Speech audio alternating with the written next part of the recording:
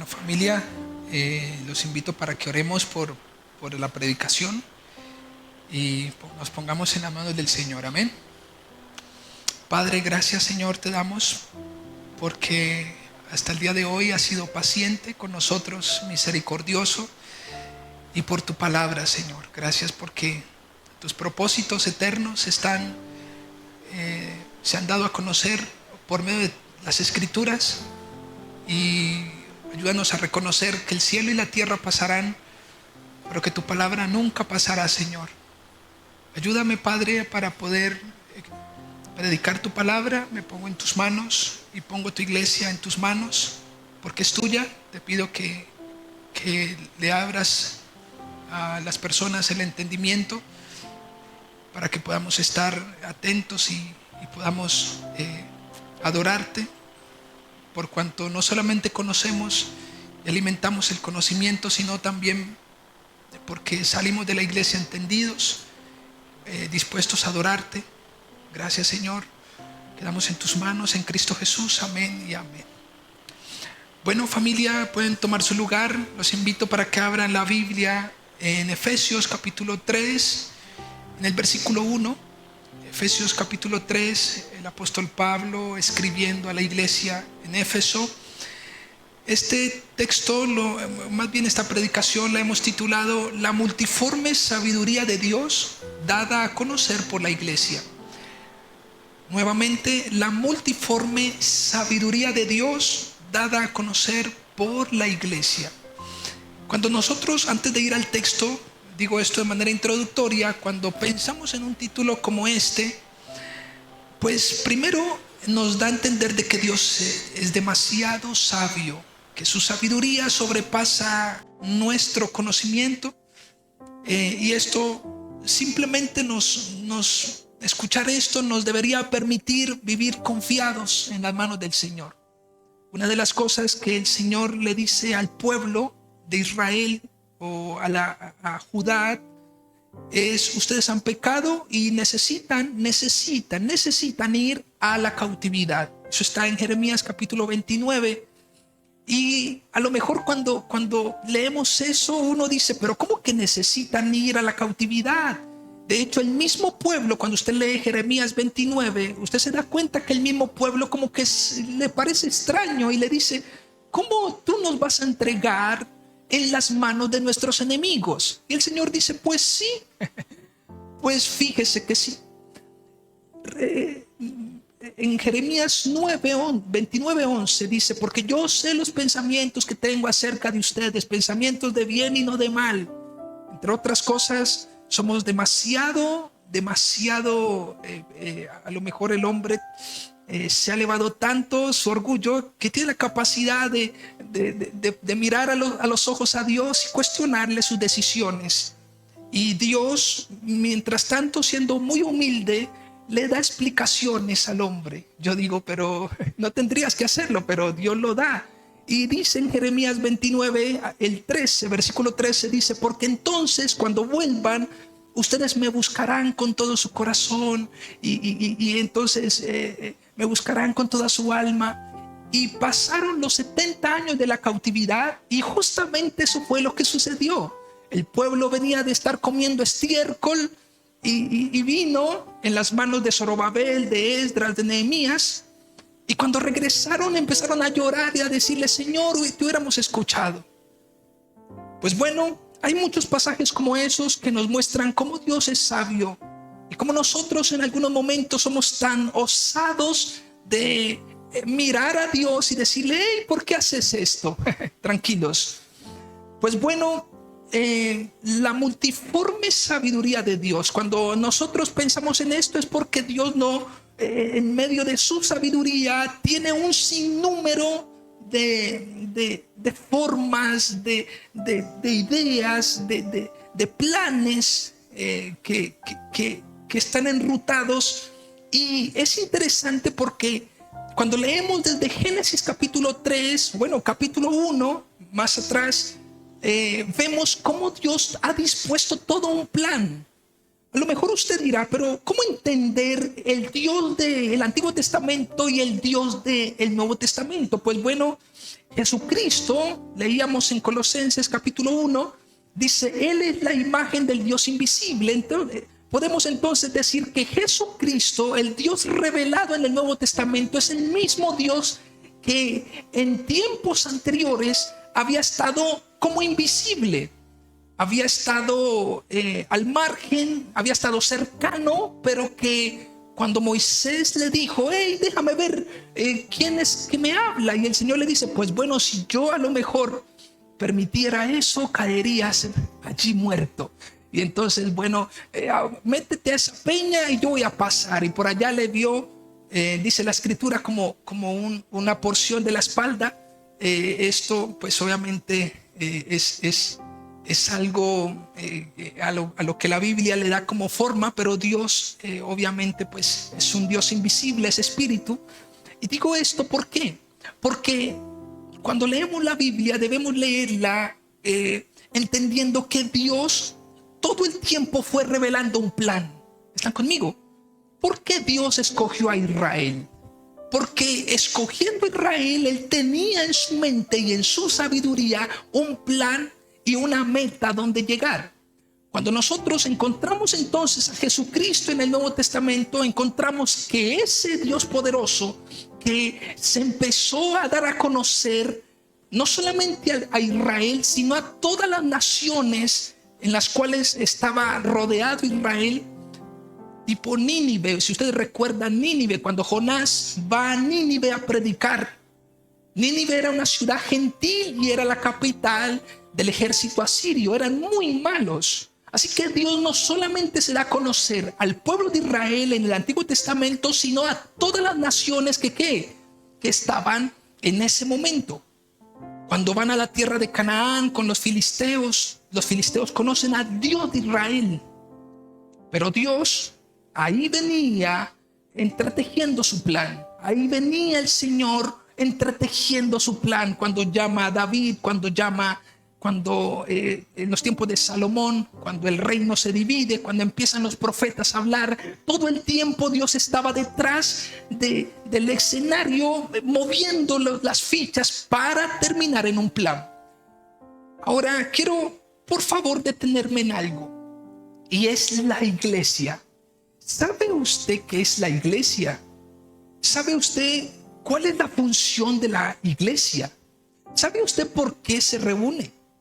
Hoy estábamos empezamos nuestro servicio y los niños, los chicos entre los 10 y 12 años están sentados en la iglesia y están allí como viendo algo que estaban cantando, están pasando las letras, ve tan chévere. Pues bueno, los niños y a los jóvenes hay que formarlos y hay que darles a conocer cuál es la función de la iglesia y qué es la iglesia. Erramos cuando a la gente se le dice gracias por estar aquí. Erramos cuando a la gente se le dice vamos a la iglesia, como si la iglesia fuera un recinto nomás. La iglesia, sin lugar a duda, es un grupo de personas y ustedes lo van a entender ahora en este escrito. De manera que la iglesia, escuchen esto, la iglesia está puesta, escuche, como no solamente la institución que Dios ha avalado, sino la que Él hizo, la que Él ganó por su propia sangre.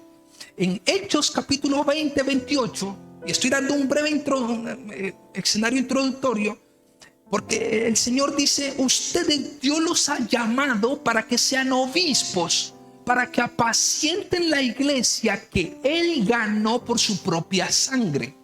El problema es que hoy encontramos la iglesia de Cristo y la iglesia de Pepito Pérez. Hoy encontramos la iglesia de Cristo y la iglesia de Juanito. Hoy deberíamos encontrar la iglesia de Cristo, no la iglesia de Ramón o de Pepito. ¿Cuándo la iglesia pierde sentido y empieza a ser de Pepito y de Ramón? Cuando sencillamente no se predica las escrituras. Cuando empezamos a mover las escrituras del centro y empezamos a hablar desde nuestro corazón. Por eso es necesario que la iglesia conozca las escrituras. Porque no solamente debe edificarse, sino también es la responsable de ir afuera y de predicar la multiforme sabiduría de Dios. Entre otras cosas, este título lo he sacado de Efesios capítulo 3, versículo 10, si usted lo puede leer. Dice, para que la multiforme sabiduría de Dios sea ahora dada a conocer por medio de la iglesia a los principados y potestades en los lugares celestiales. Lo que está diciendo el texto, lo que está diciendo Pablo es: la iglesia está encargada no solamente de venir a edificarse, sino que la encargada de ir afuera y proclamar cuál multiforme es la sabiduría de nuestro Dios. ¿Cómo que la multiforme? Pues bueno, ya ahorita va a entender un poco. Permítame, vamos al versículo 1. Vamos a ese texto y usted lo va a leer conmigo. Los que tienen Biblia, los que no la tienen, pues les invito a que o al final me busquen para que tengan su Biblia en físico o ahí en la pantalla, pero les recomiendo siempre de que no dejen la costumbre de rayar y de tener el papel para rayarlo. Es hermoso. Quiero invitarlos al versículo 1, Efesios capítulo 3. Mire lo que dice: por esta causa yo, Pablo, prisionero de Cristo Jesús, por vosotros los gentiles, si es que habéis oído de la administración de la gracia de Dios que me fue dada para con vosotros, que por revelación me fue declarado el misterio, como antes lo he escrito brevemente, leyendo lo cual podéis entender cuál sea mi conocimiento en el misterio de Cristo. Lo que Pablo les está diciendo es: si ustedes leen lo que yo les he escrito, ustedes van a entender. Si ustedes leen lo que yo les he escrito, ustedes van a entender cuál es el misterio que me ha sido revelado. Es hermoso. Misterio que en otras generaciones no se dio a conocer a los hijos de los hombres, como ahora es revelado a sus santos apóstoles y profetas por el Espíritu. Es hermoso pensar de que a los hijos de los hombres antes no se le daba a conocer ese misterio, mas dice el texto, y es clave en el versículo 5, porque dice como ahora. Es decir, no es que venga una revelación progresiva, es que ahora Pablo está diciendo: a mí se me reveló un misterio. Y uno dice: pero entender un misterio, hay cosas en la vida que llevan su misterio, llevan cosas difíciles de entender. Pues bueno, a algo tan difícil de entender Pablo se le fue revelado, y ya lo van a entender ustedes también.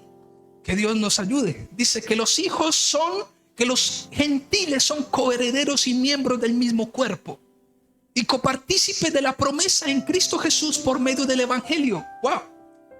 Como quien dice, Pablo les está escribiendo a una iglesia gentil y le está diciendo: ok, el gran misterio no es, bueno, ustedes ya saben que Israel ha sido escogido por Dios y que Dios se hizo un pueblo y que ellos participaron de toda la riqueza del Señor. Pero como si fuera poco, el gran misterio es que Dios, en medio de su plan, de los dos pueblos hizo uno. Y ese pueblo que ahora es uno ya es llamado la iglesia, y esa iglesia es llamada su cuerpo.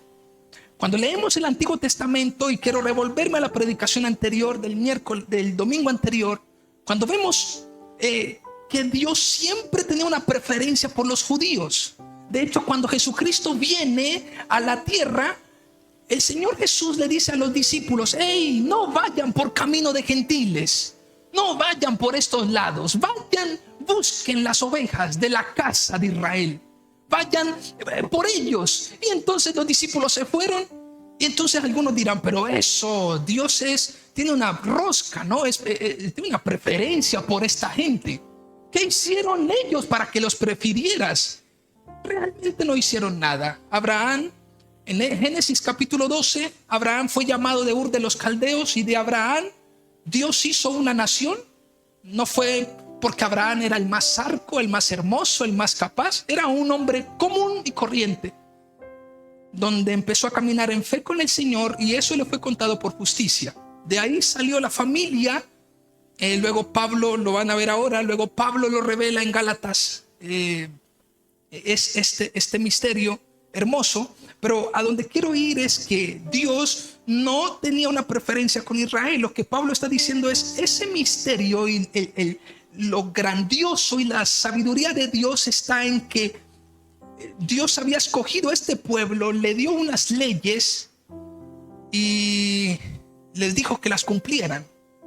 Pero en medio de la sabiduría de Dios, ustedes piensan que Dios sabía que ellos iban a incumplir las leyes. Por supuesto que sí. Dios les dio las leyes, pero no sabiendo que ellos las iban a cumplir, sino sabiendo que la ley les iba a hacer entender que eran pecadores. Cuán grande es su sabiduría. Así que el pueblo se dio cuenta que eran pecadores por la ley. Y luego viene ellos queriendo justificarse por la ley. Entonces el Señor le dice, no, espere. Para que tanto ustedes como ustedes puedan ser justificados al unísono, tienen que ser justificados por la fe. Así que por la fe, todo el que cree en Cristo es salvo. Arrepiéntanse de sus pecados, confiesen y alcanzarán un oportuno socorro. Voy un poco rápido porque quiero que me rinda el tiempo. Dice, versículo 7, por favor vayan a Efesios 3:7, de nuevo. Del cual yo fui hecho ministro por el don de la gracia de Dios que me ha sido dado según la operación de su poder. A mí, que soy menos que el más pequeño de todos los santos, me fue dada esta gracia de anunciar entre los gentiles el evangelio de las inescrutables riquezas de Cristo. ¿Y de qué? Y de aclarar a todos cuál sea la dispensación del misterio escondido desde los siglos en Dios, que creó todas las cosas. Versículo 10. Para que la multiforme sabiduría de Dios sea dada a conocer por medio de la iglesia a los principados y potestades en los lugares celestiales. Conforme, versículo hermoso, si quiere, por favor, lo puede subrayar. Conforme al propósito eterno que hizo en Cristo Jesús nuestro Señor. O sea que el Señor, desde antes de la fundación del mundo, ya Dios tenía un propósito eterno e incluía a Cristo, ¿qué? A Cristo Jesús. Ahora, si usted por favor me permite, es esto que he escrito. Este es uno de los pasajes, escuchen esto, que permiten entender la existencia de la iglesia. Es de Efesios capítulo 3. Pues da claridad acerca de su función en la tierra. A menudo muchos son los que visitan la iglesia con el ánimo de elevar plegarias y ser favorecidos por Dios. Muchos vienen a la iglesia y lo que hacen es elevar plegarias. Señor, ayúdame. Señor, ábreme camino. Señor, llévame con bien al viaje. Señor, voy a hacer esto. Y pues yo no vengo a preguntarte si lo hago, sino a informarte más bien. Es decir, bendíceme. No hay nada que hacer ya, bendíceme. Esta es la persona que yo he escogido. Es decir, venimos a la iglesia a elevar plegarias y a buscar ser favorecidos por Dios. Ahora, eso es la iglesia. La iglesia es un tipo buffet donde el Dios está con ¿cómo se llama? El mantel aquí diciendo, buenas, ¿alguien más les puedo servir? Sí, a Pepito Pérez, a mí, me hace falta. Ok, claro que sí, ¿cómo no? Familia, la Biblia dice que Dios es rey. Y que siendo rey nosotros a los reyes deberíamos rendirle pleitesía, rendirle honor, respetar y reverenciar. Alguna vez hice la demostración aquí, le decía, para ser escuchados por Dios no necesariamente debe sentarse en su trono. Porque a veces parecemos, como decíamos cuando estábamos pequeños, el rey manda, ¿no? A veces nos creemos nosotros los reyes y dejamos al rey eterno rezagado y decimos, el rey manda, que me bendigas. Pues no es la iglesia.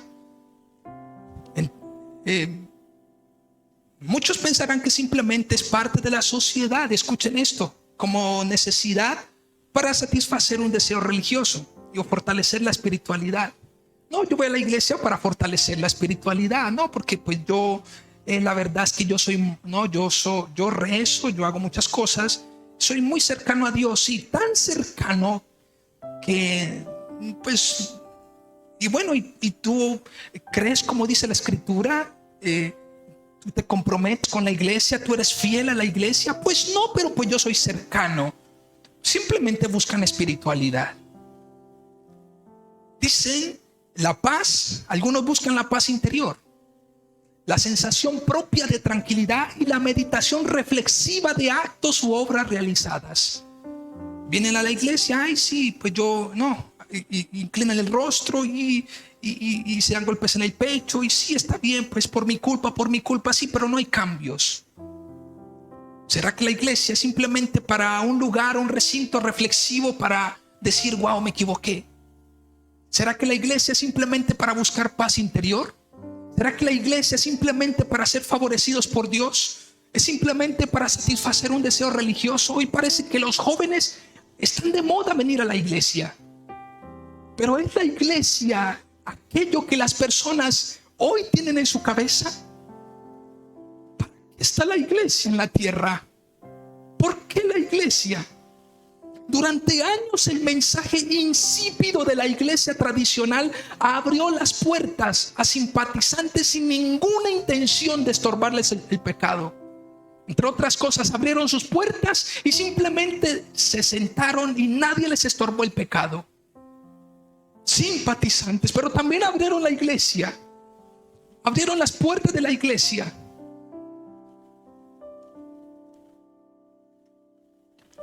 Como una cueva de ladrones, encontrándose allí hombres fraudulentos que aprovechan la vulnerabilidad humana para llevar un mensaje populista.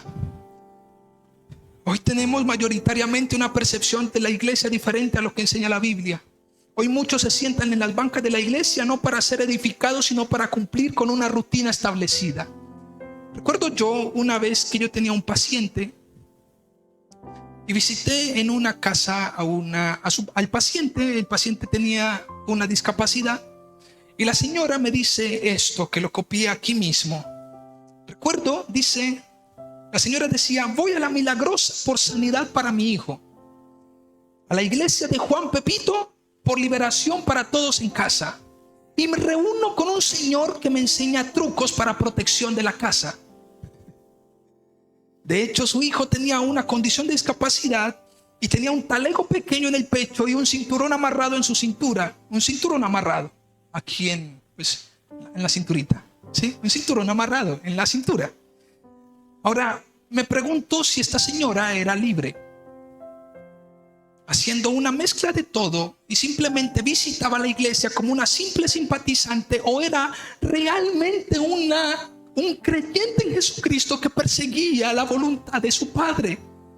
Pues dudo que esto segundo ocurriera en esta señora, porque esta señora hacía de todo, pero no sabía ni en qué creer.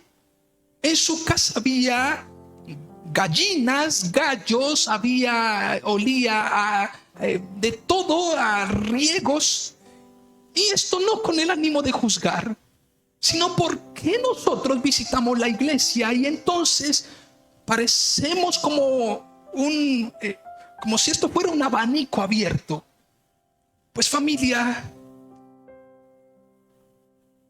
me pregunto entonces, si la señora no era libre, ¿dónde puede escuchar la verdad? ¿Usted se ha preguntado eso? ¿Dónde puede escuchar la verdad? Dígale que está a su lado: pues en la iglesia. La iglesia, se supone que la iglesia debe ser el baluarte y columna de la verdad. Primera de Juan capítulo 3 versículo 15. Se supone que la iglesia debería predicar a Cristo. ¿Cómo las personas que están sentadas en las bancas van a ser libres si Cristo no es predicado? Si Jesucristo no es glorificado en las reuniones, entonces, ¿qué venimos a hacer en nuestras reuniones? ¿Venimos como simple a escuchar un discurso coaching, algo psicológico, algo, las 10 claves del éxito? ¿Qué es lo que buscamos? La iglesia debe predicar el mensaje del evangelio. La iglesia debe predicar a Jesucristo. Es la indicada para expresar la multiforme sabiduría de Dios.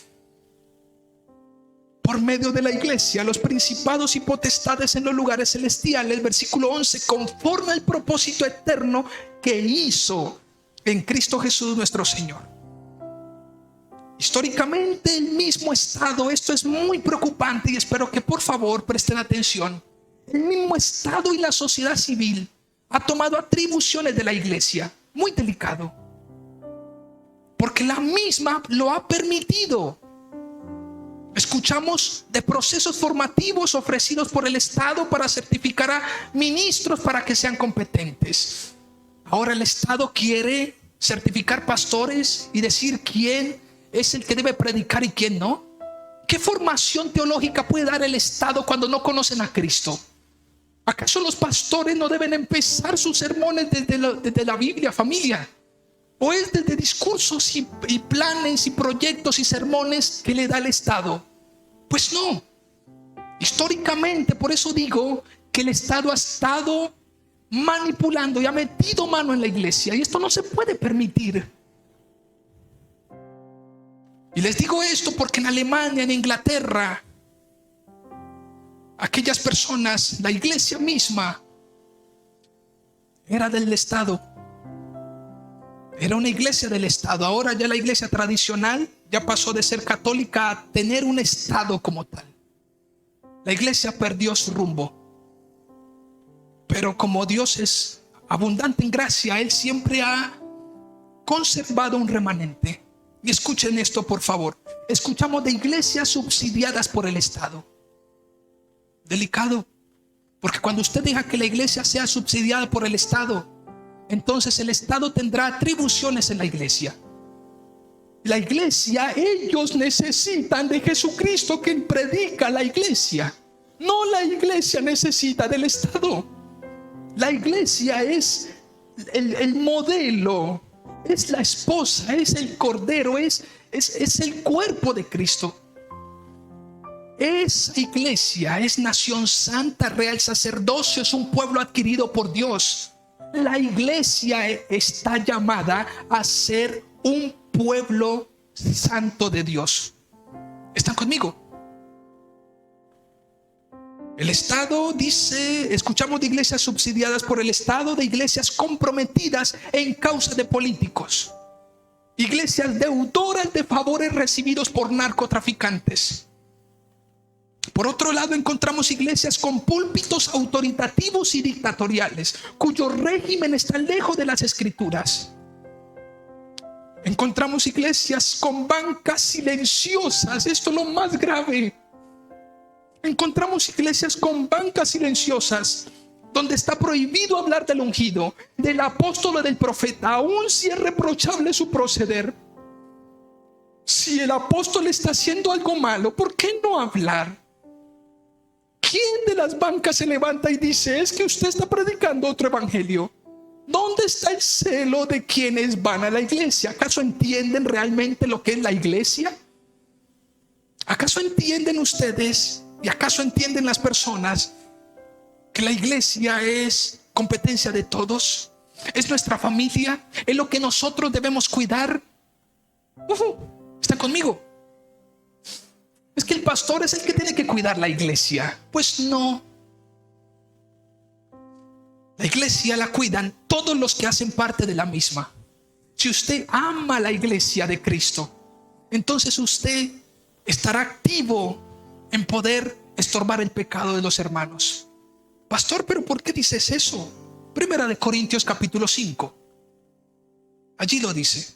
Pablo le escribe a la iglesia de Corinto y dice: estoy maravillado. ¿A ustedes qué les ha pasado? Una persona resultó acostándose con la esposa de su papá. ¿Cómo es eso?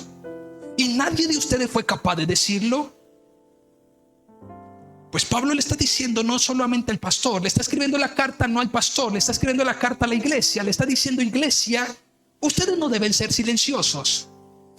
Yo he escuchado predicadores que dicen: ojo con tocar el manto del ungido. Y si el ungido es un falso profeta, ¿por qué no denunciarlo?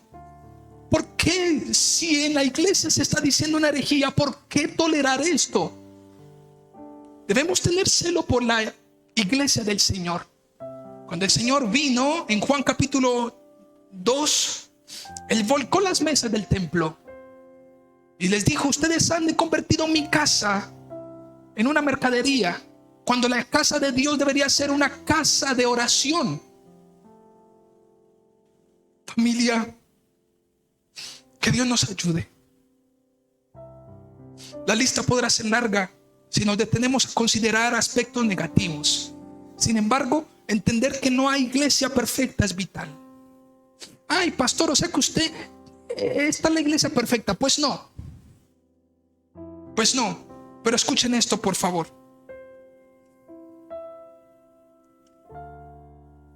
Pues existen expectativas altas en algunas que procuran hacerlo mejor. Hay personas que vienen con expectativas muy altas.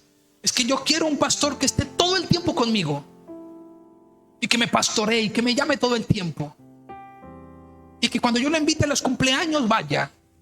Pues hay momentos donde el pastor no va a poder ir a cumpleaños, no va a poder llamarte porque el pastor tiene familia y en mi caso yo trabajo. Tenemos expectativas tan altas. Es que quiero que sea mi mentor, pero que si yo lo necesito esté 100% para mí. Pues hay que de entrada decir, pues no lo voy a hacer porque no es posible. Tienes la palabra del Señor y tienes un Dios que es 24/7. A Él puedes, porque en el Salmo 121 dice que Él no se adormece. Yo sí. No se adormece el que guarda a Israel. Él no se adormece. Pero yo sí debo dormir y debo descansar. Los pastores también descansan, también tienen familia. Escuchen esto, por favor. Dicen, por eso es preciso decir que llegarán momentos donde soportarse el uno al otro y amarse el uno al otro como en una familia es lo que debemos hacer. Ciertamente, escuchen esto, hay asuntos en la iglesia que son soportables cuando de familia se trata.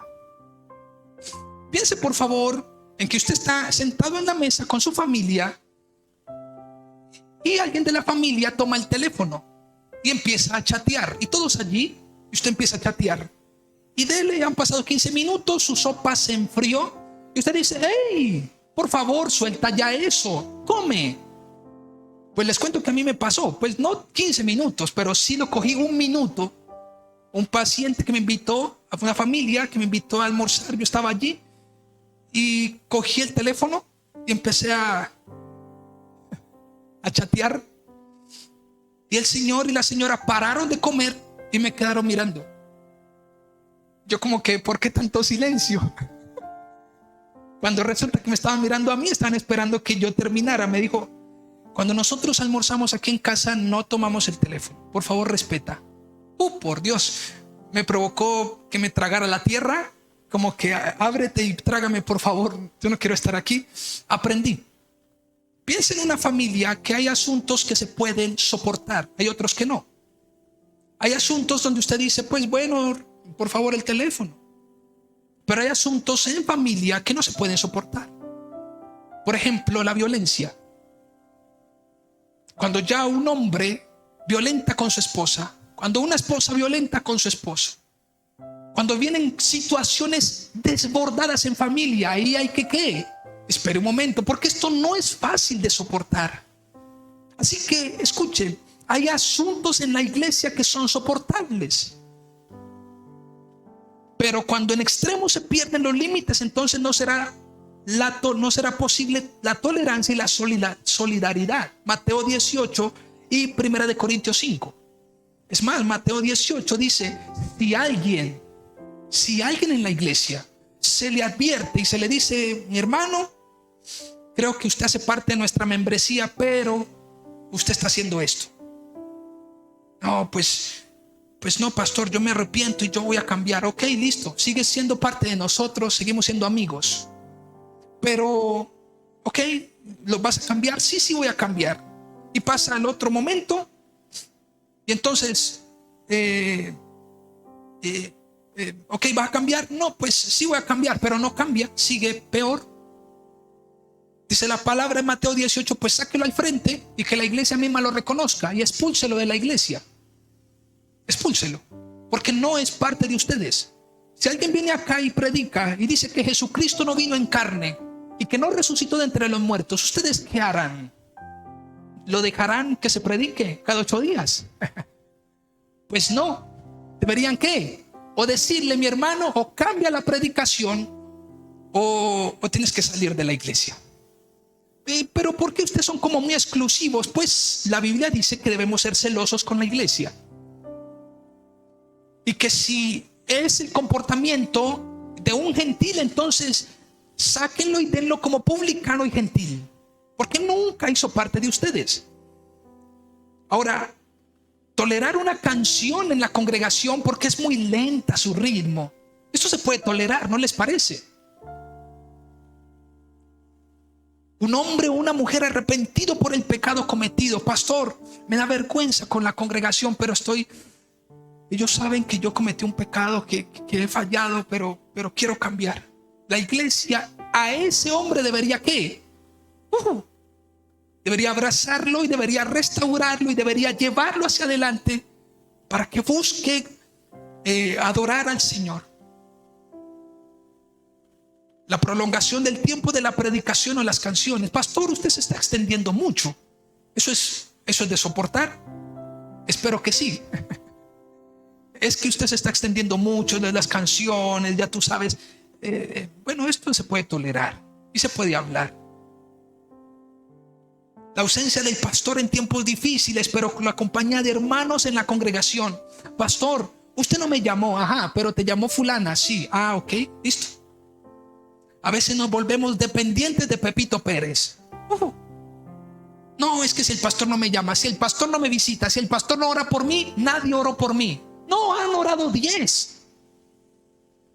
La iglesia es una familia. Y en la iglesia nadie es más que nadie. Todos somos parte de un cuerpo. Mientras yo soy la mano, ustedes pueden ser los ojos. Mientras yo soy, no sé, la columna, ustedes pueden ser los pies. En la iglesia no debería haber ningún protagonismo. Porque el único protagonista es ¿quién? Es la cabeza. La cabeza. Imagínense la mano siendo protagonista. Muy bien. Yo no he visto, yo que trabajo con la parte de la salud, la mano no va sola por ahí. Yo no he visto una mano que camine sola. Pero sí he visto personas con cabeza y con solo un cuerpo, el tronco. Este chico Nick no tiene miembros, esqueleto apendicular, no tiene brazos, no tiene piernas, pero tiene cabeza. Y la cabeza es suficiente. La cabeza, que es Cristo, es la que envía todas las señales, es la que dice y ordena qué se va a hacer, es la que dice vamos para acá. A la cabeza hay que darle gloria.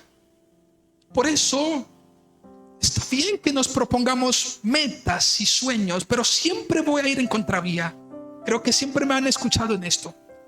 Aquellas personas que se suben a los púlpitos y dicen, bueno, vamos, persigue tus sueños, vamos, potencia el yo interior. No, familia, antes muere a ese yo interior.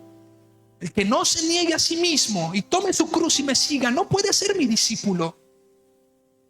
¿Por qué no aceptamos? ¿Por qué un cuerpo? Imagínense el cuerpo, la mano con una voluntad y la cabeza con otra voluntad. Yo me quiero ir por acá y la cabeza por acá. El cerebro no está en la mano, está en la cabeza. A Cristo debemos sujetarnos. Y quiero que, por favor, vayan rápidamente a Juan capítulo 4, versículo 34. Y noten lo que dice esa escritura. Jesús ya había hablado con la mujer samaritana y Jesús le dice, mi comida es que haga la voluntad del que me envió y acabe su obra. Es hermoso ese pasaje. ¿Saben por qué? Porque el texto está diciendo, Jesús le está diciendo a sus discípulos, ellos le traen comida y entonces Jesús les dice, esperen un momentico, voy a enseñarles algo. Mi comida es hacer la voluntad ¿de quién? Del que me envió. Eso es maravilloso. Entre otras cosas, pregúntele que está a su lado, ¿qué voluntad estás haciendo? ¿Qué voluntad estamos haciendo? ¿La voluntad del que nos envió o la voluntad nuestra? Pues Jesucristo hizo la voluntad ¿de quién? Del que le había enviado. Cuando está en el Getsemaní, Jesús dice, Señor, yo ruego que no se haga ¿qué? Mi voluntad sino la tuya. La iglesia debe hacer ¿qué? la voluntad de Dios. Ahí es donde decimos, Señor, Señor, la iglesia, ¿qué está alimentando? ¿Está alimentando voluntades aisladas o está trayendo a todos para que hagan la voluntad del Padre? Primera de Tesalonicenses 4:5 dice que la voluntad de Dios es nuestra, ¿qué? Santificación. Y en Juan capítulo 17, versículo 4, me fascina ese texto, porque dice, yo te he glorificado en la tierra, he acabado la obra que me diste que hiciese. Como quien dice, ¿qué fue lo que tú dijiste que yo hiciera? Pues eso estoy haciendo. Y Jesús le dice al Padre, esta obra encomendada la he terminado. Ahora, quisiera saltar un poco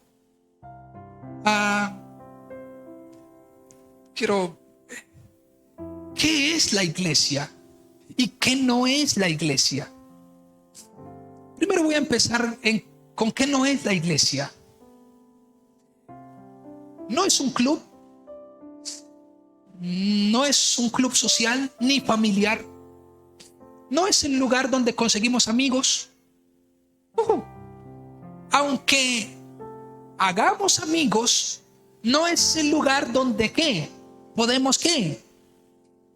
Lo primordial sea conseguir amigos.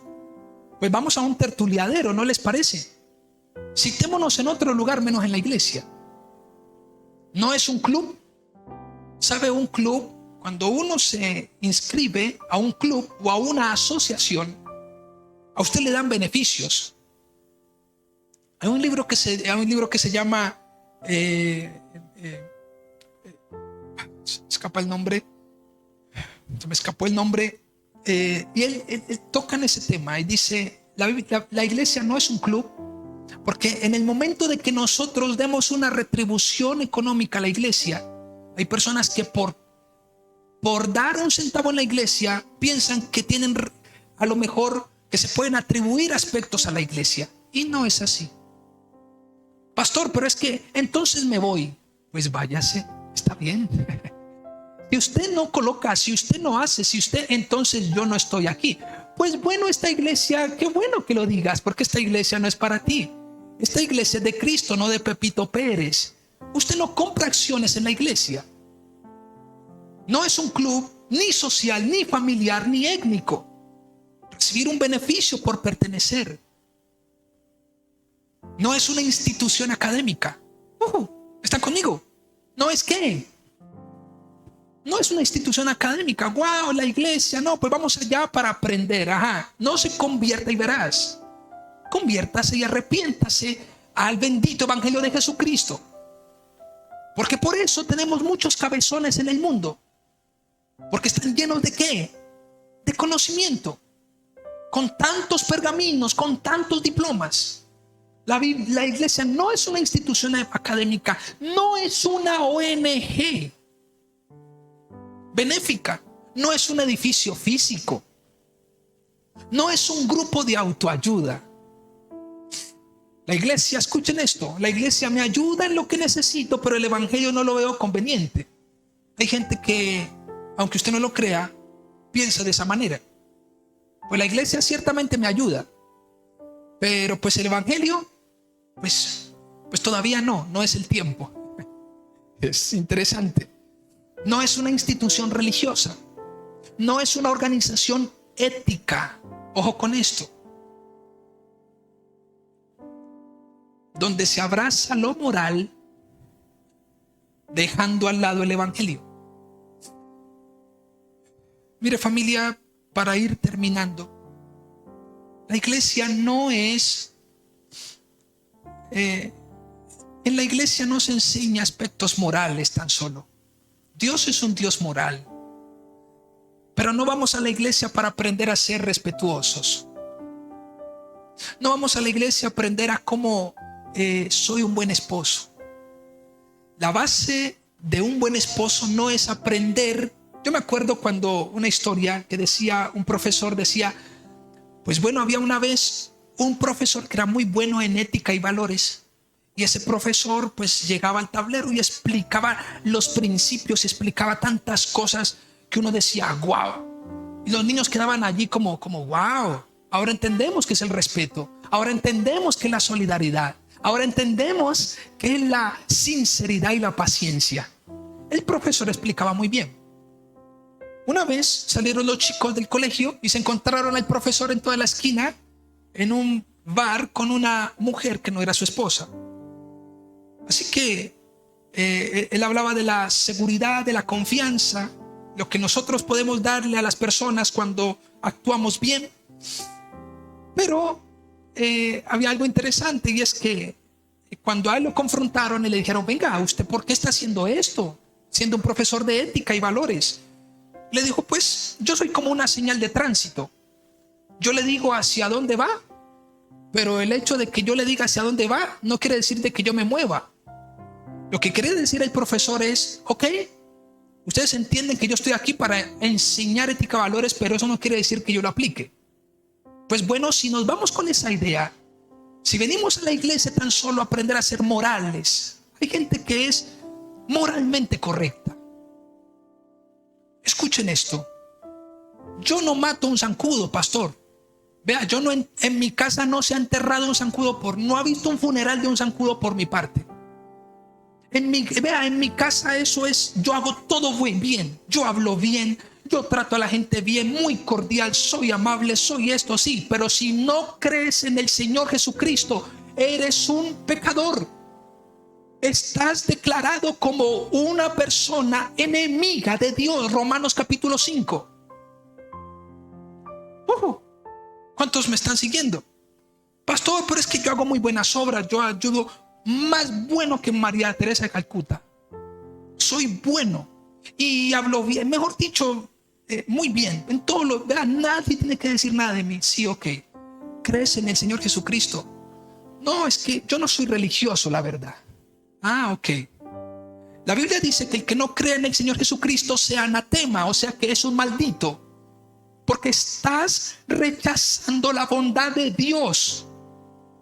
La bondad de Dios hacia el ser humano es: piensen que ustedes tienen una condición natural de pecado, son pecadores. A veces somos tan engañados por nuestras malas obras, nuestra buena lengua. Decimos: no, yo hablo muy bien, yo hago buenas obras, sí. Ojo porque te puedes estar engañando. Hay personas que son hasta mejores cristianos, o más bien moralmente son mejores que ni los mismos que vienen a las iglesias, pero no creen en Jesucristo. Y resulta que la justicia de Dios se revela por fe y para fe, y el justo por su fe vivirá. Resulta que la justicia de Dios solo es mediante la fe, y no mediante las obras, ni las lenguas apacibles, ni las buenas conductas. La justicia de Dios es mediante Jesucristo. Es gratuitamente por su gracia, porque Cristo nos ha sido crucificado, un inocente, por nosotros los pecadores. ¿Cómo rechazar esa bendita gracia, familia? Ahora, tampoco es un centro de activismo y entretenimiento. La gente no debe venir a la iglesia para entretenerse. No, es que yo vengo a la iglesia porque pues en la iglesia hay cosas muy chéveres. Ajá. ¿Qué está en la iglesia que te llama la atención? No, pues a mí me gusta cómo canta, cómo toca Leito el piano, a mí me gusta, todas esas cosas me gustan, cómo tratan a la gente. Sí, ¿crees en Cristo? No, ok. Debes creer en Jesucristo. Debes creer y empezar por Jesucristo. ¿Qué es la iglesia? Ahora sí, es un grupo de personas que pertenecen a Dios. Es un grupo de personas que pertenecen no al mundo, a Dios. El apóstol Pablo dice: con Cristo estoy juntamente crucificado, y ya no vivo yo, mas Cristo vive en mí, y lo que vivo en la carne lo vivo en la fe del Hijo de Dios.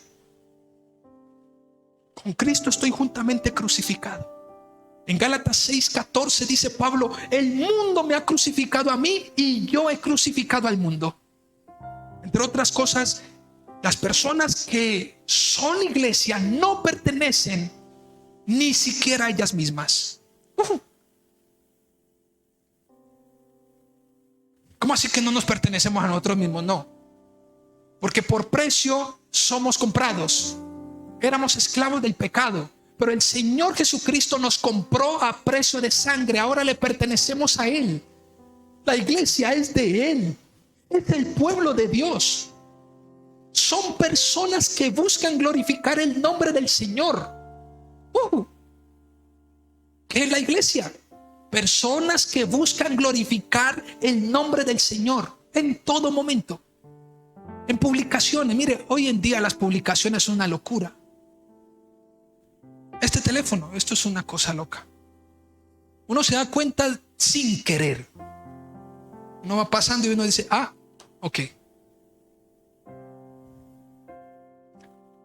Ok. Y uno dice, bueno, es que ten misericordia, Señor.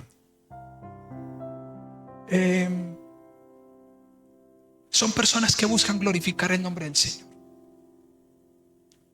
Y todo lo que hagamos, sea de palabra o de obra, hacerlo para la gloria de Dios, para glorificar su nombre.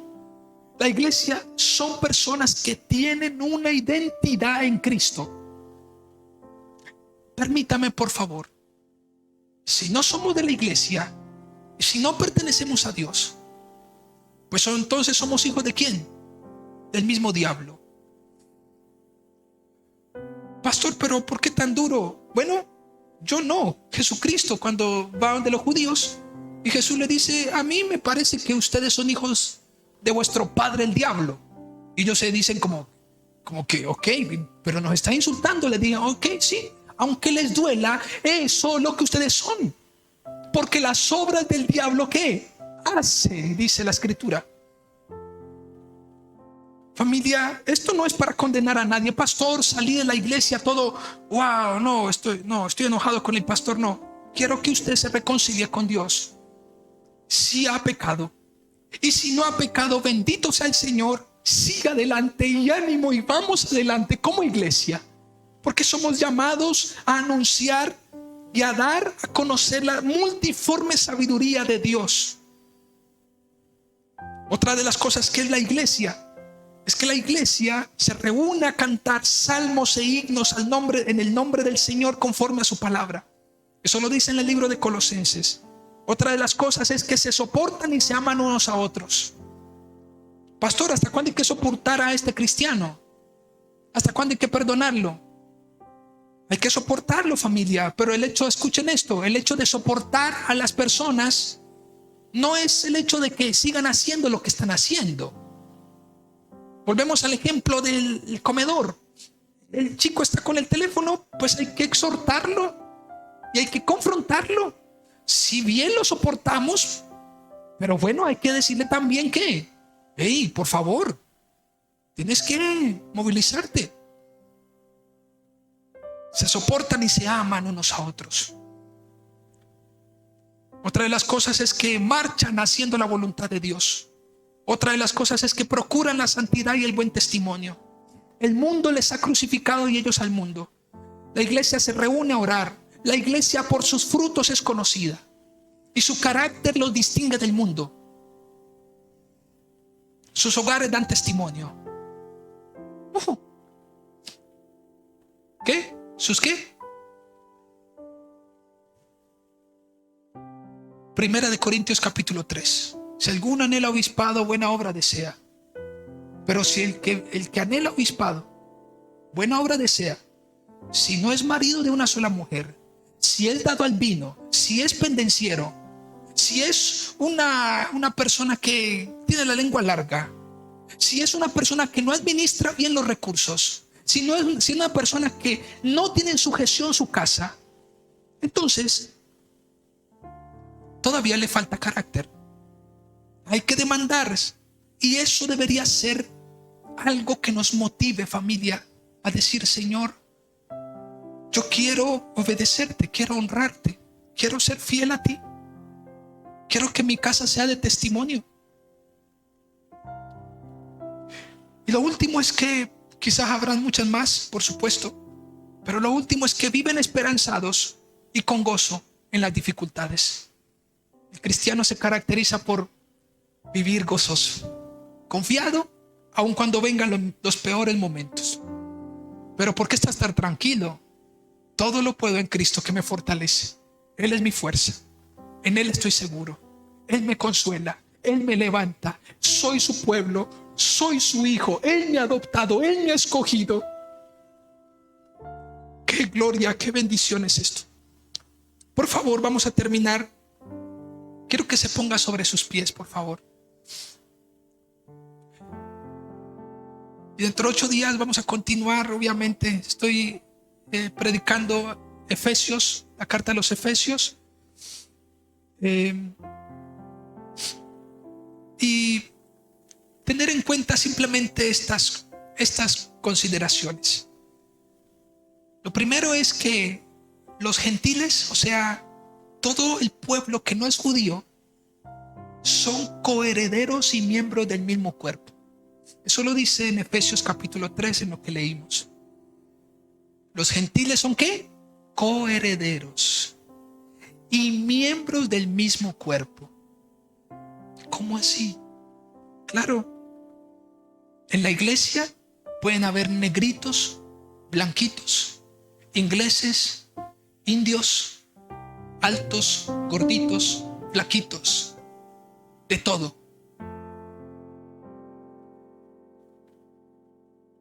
Esa es la iglesia.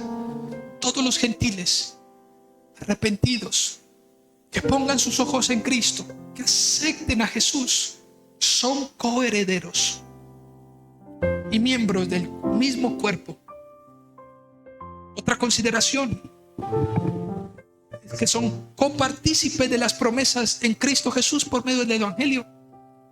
Entre otras cosas, todo lo que Dios ha prometido a su pueblo, ahí entra usted.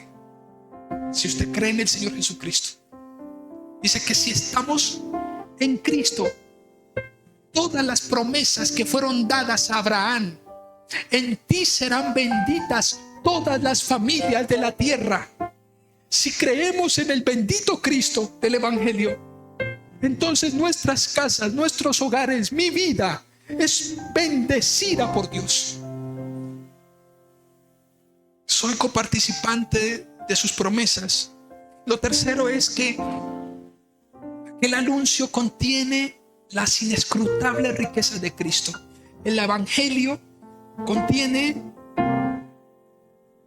lo que es insondable, lo que es inescrutable, que hablan de la riqueza de nuestro Jesús. Lo otro es que es dichoso aquel que cree en el propósito eterno que el Padre hizo en Cristo Jesús. Es dichoso el que cree en ese propósito eterno. Finalmente, o Cristo viene por nosotros estando en vida, o nosotros nos vamos a la eternidad. Nosotros morimos y sabemos que aunque nuestra carne, nuestro cuerpo se va descomponiendo, hay una esperanza de vida eterna. Cristo vendrá por nosotros. Estemos muertos o vivos, Cristo viene por su iglesia. Dichoso aquel que cree en ese propósito. Y lo último es que bienaventurado es quien da a conocer la multiforme sabiduría de Dios. En Romanos 10 dice: cuán hermosos son los pies de los que anuncian el evangelio de la paz. Cuán hermosos. No nos enredemos en las cosas del mundo, familia, porque es una dicha, es bienaventurado el que predica el evangelio de Cristo. Pastor, es que eso le corresponde a usted. No, a usted también. En su lugar de trabajo, donde quiera que usted esté, empápese de la Biblia, estudie las Escrituras, para que entonces pueda ir y hablar de la multiforme sabiduría de Dios y la dé a conocer y le diga: ahora somos la iglesia. Oremos al Señor. Amén. Y démosle gracias porque Él es bueno.